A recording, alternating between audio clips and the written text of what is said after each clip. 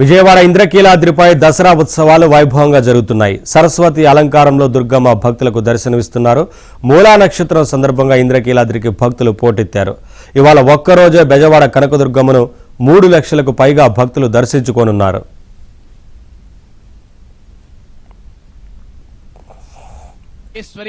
మైత్ర్యాదివాసనాలభ్యా మహాప్రళయ సాక్షిణి పరాశక్తి పరానిష్టా విజ్ఞాన ఘనరూపిణి. ఇవాళ మధ్యాహ్నం సీఎం చంద్రబాబు అమ్మవారికి పట్టు వస్త్రాలు సమర్పించనున్నారు. సీఎం రాక నేపథ్యంలో ఇంద్రకీలాద్రిపై భారీగా పోలీసు బందోబస్తు ఏర్పాటు చేశారు.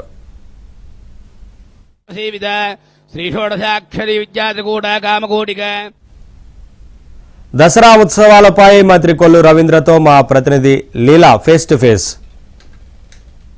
ఇంద్రకీలాద్రి అమ్మవారి ఆలయంలో దసరా శరన్నవరాత్రి వేడుకలు 8వ రోజుకి చేరుకున్నాయి. ఈ రోజు అమ్మవారు సరస్వతీదేవి అలంకరణలో భక్తులు దర్శనమిస్తున్నారు. ఆ సరస్వతీదేవి అలంకరణలో ఉన్నటువంటి దుర్గమ్మను దర్శించుకునేందుకు మంత్రి కొల్లు రవీంద్ర గారు రావడం అయితే జరిగింది. అమ్మవారిని దర్శించుకోవడం ఎలా ఉంది, ఇక్కడ ఉన్నటువంటి ఇంద్రకీలాద్రిపై ఏర్పాట్లు ఎలా ఉన్నాయనేది వారితోనే అడిగి తెలుసుకుందాం. సార్ చెప్పండి, ఫస్ట్ ఆఫ్ ఆల్ మీకు దసరా శుభాకాంక్షలు. థ్యాంక్ యూ అండి. రాష్ట్ర ప్రజలకు కూడా దసరా శుభాకాంక్షలు. ముఖ్యంగా ఈరోజు అమ్మవారికి మూలా నక్షత్రం సరస్వతి అలంకారంతో ప్రత్యేకంగా దర్శనం ఇస్తారు.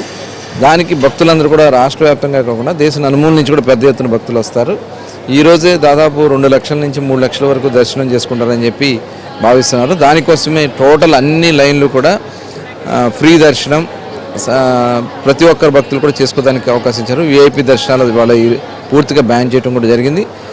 మరి ప్రతిరోజు కూడా స్లాట్స్ ఇవ్వడం కూడా జరిగింది. ఆ స్లాట్స్ ప్రకారమే విఐపి దర్శనాలు ఉంటున్నాయి తప్ప మిగతా అంతా కూడా ఎక్కువ సామాన్య ప్రజలకి భక్తులకి దర్శనం ఇప్పించాలనేది ప్రభుత్వం యొక్క ఆలోచన. అంటే యాక్చువల్గా మీరు డైరెక్ట్గా ఎవరైతే ఉన్నారో భక్తులతో ఇంటరాక్ట్ అయ్యారు, నేరుగా వెళ్ళి వాళ్ళని కనుక్కున్నారు. సో భక్తులు ఏమంటున్నారు సార్, ఏర్పాట్లు ఎలా ఉన్నాయి అంటున్నారు, దర్శనానికి ఎంత సమయం పడుతుంది అంటున్నారు, ఎలా ఉందని చెప్తున్నారు? వాళ్ళకి చాలా ఆనందం వ్యక్తం చేస్తూ ఉన్నారు. ఉదయం తెల్లవారుజామున వచ్చాము, కానీ చాలా బాగున్నాయి, ఏర్పాట్లు బాగున్నాయి, అంతా కూడా ఒక సిస్టమేటిక్గా నడుస్తుందని చెప్పి భక్తులే చెప్తా ఉన్నారు. చాలా సంతృప్తిని వ్యక్తం చేశారు.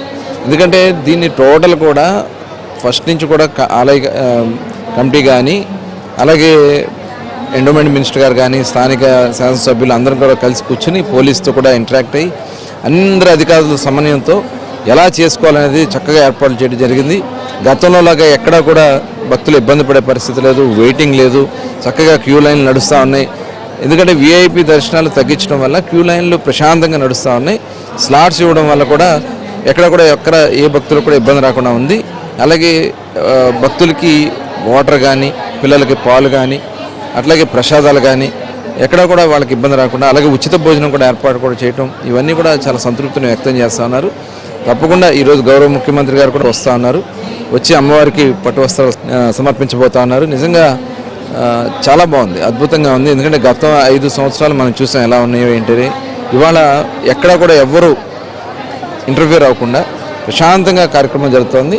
మరి దానికి మనస్ఫూర్తిగా అధికారులందరూ కూడా పోలీస్ అధికారులని, రెవెన్యూ, ఎండోమెంట్, మున్సిపల్ అధికారులను అందరూ కూడా మనస్ఫూర్తిగా అభినందిస్తాను. Thank you sir. అయితే చూశారు కదా, దసరా శరన్నవరాత్రి వేడుకలు అత్యంత వైభవపేతంగా జరుగుతున్నాయి. ఏర్పాట్లు అయితే చాలా బాగున్నాయని నేరుగా భక్తులే మంత్రి గారికి తెలపడం అయితే జరిగింది. అయితే ఈరోజు సీఎం చంద్రబాబు నాయుడు రాష్ట్ర ప్రభుత్వం తరపు నుంచి పట్టు వస్త్రాలు సమర్పించేందుకు వస్తున్నారు. దానికి సంబంధించి కూడా ఇప్పటికే పూర్తి ఏర్పాట్లు చేశారు. పోలీసు బందోబస్తును ఏర్పాటు చేశారు. అధికార యంత్రాంగం కూడా దానికోసం సిద్ధమై కూర్చున్నారు. కెమెరా పర్సన్ విలియమ్స్ తో లీలా, ఏబిఎన్ ఆంధ్రజ్యోతి, ఇంద్రకీలాద్రి.